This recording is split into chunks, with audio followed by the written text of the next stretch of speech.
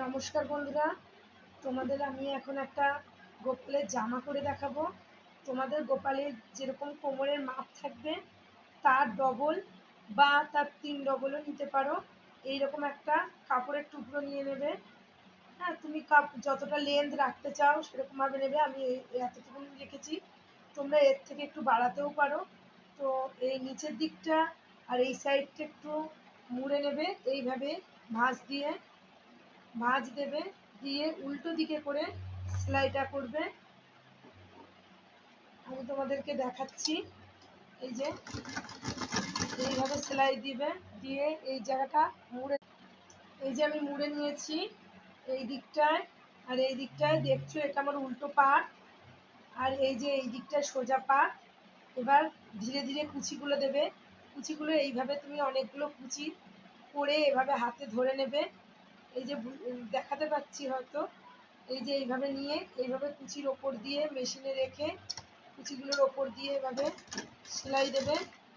আবার এইভাবে কুচি দেবে, দিয়ে কাপড়টাকে সেলাই দেবে।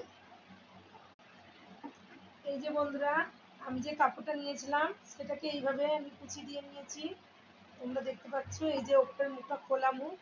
এই যে আমি কাপড়টা শুধু কুচি দিয়েছি কাপড়টা।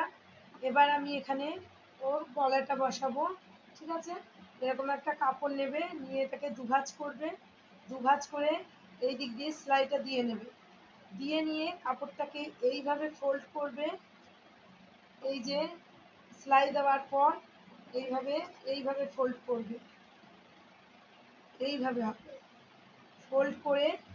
তারপরে এই যে এইরকম মুটুকের মতন দেখতে হবে কাপড়টাকে, এইভাবে সেলাই দেবে। আমি একটা সেলাই দিয়ে রেখেছি তোমাদেরকে দেখানোর জন্য। এই দেখো,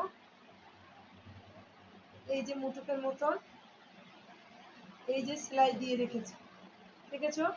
আর সামনেটা একটু টাক দিয়ে নেবে, আর এতটা ফাঁক রাখবে তোমার গোপালের মাথা অনুযায়ী, যতটা লাগবে গোপালের মাথা ঢুকবে ততটা অনুযায়ী একটা টাক দিয়ে নেবে। তারপরে কুচিটাকে উল্টাবে, উল্টিয়ে আর এইটাকে সোজা করে এর ওপর থেকে একটা টাক দিয়ে নেবে। যে বন্ধুরা, আমি বললাম কুচিটার ওপর দিয়ে এইভাবে সোজা বসিয়ে আমি এই গলাটা সেলাই করে নিলাম। এবারে এর ওপর দিয়ে আমি পট্টিটা বসাবো। পট্টিটাকে এরকম উল্টো রেখে সোজা দিকে আসবে পট্টিটা, তারপরে একটা সেলাই দিয়ে।